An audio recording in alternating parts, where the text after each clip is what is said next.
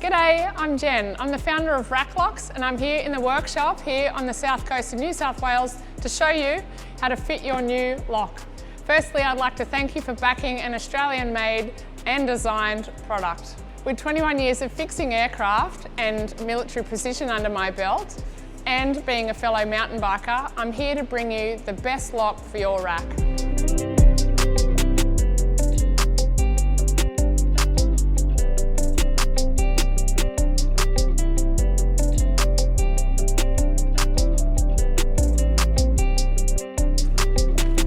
Okay, so here's your anchor point and the tool we're going to use to do it up.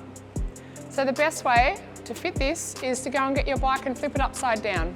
Okay, so we've got our bike upside down, we've got access to our steerer tube, and this is our insert. So we're going to pop this in this hole, and as you can see, it's got heaps of play.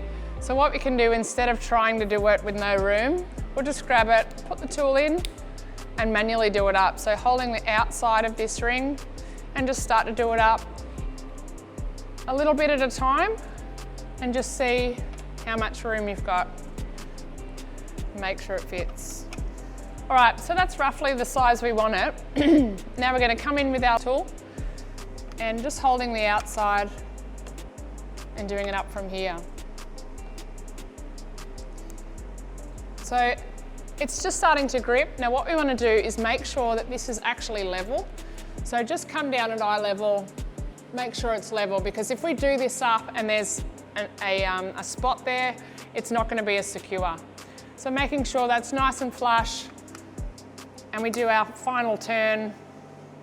You can hold your handlebars and work against it. All right, so that's as hard as I can hand tighten it. And if you want to get technical, we can go up to 30 Newton meters on a torque wrench. Now we're going to go over to the rack and fit the rest of it. All right, so we've got our rack. Firstly, what we've done is we've put all the bikes on that we want to put on, and we've selected a position where all the handlebars are going to fit and all of that sort of jazz that we normally do when we're fitting bikes to the rack. So we've selected this side for that bike, and it's going to go on here. So we're going to take our lock nuts off, place them somewhere handy, and take the U-bolt apart. Take the chain off, and then we're going to come in here and slot it up on the rack. We bring the chain back in, and it's got to go on this slot here. So we're turning it round and placing it in the slot. So as you can see here, the chain has actually gone in this cutout. So we can just rest that there for a second.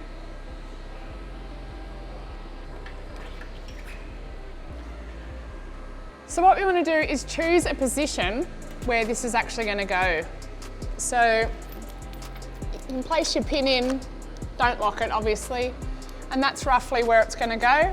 If your chain is really long, you can move it across, or you can use our chain adjusters, which I'll show you in just a second. But I'm going to pop it just here.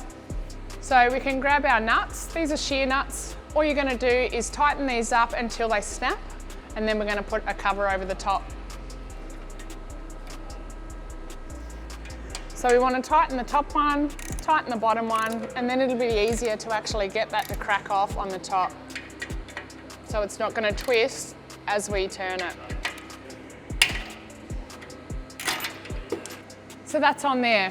Now we're going to look at adjusting this chain. So we can pull the chain back. So we've got these little plugs that actually fit into the chain itself. We'll start with one. And what I'm using this for is to actually take the slack off here. So as you can see, if this bounces when we're driving, it's going to hit the frame, and we definitely don't want that. So all we do is we push the slack up here. So push it up, fold it across, pop this plug. Okay, so that's popped in, and as you can see, that's just taken a little bit of the slack off out of that chain. So the chain can still move. Pop him back here. And as you can see now, that's not actually going to touch your frame at all. If you're worried, you can always put another one in. So pulling it back again. So we're going to push this up and move it out the way.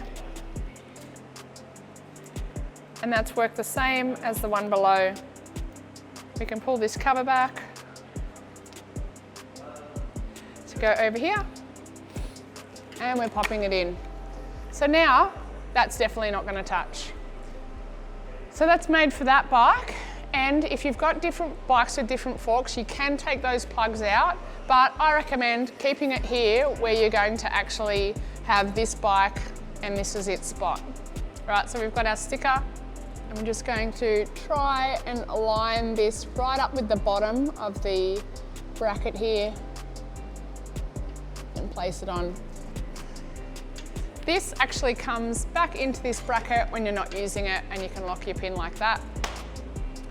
So here we go.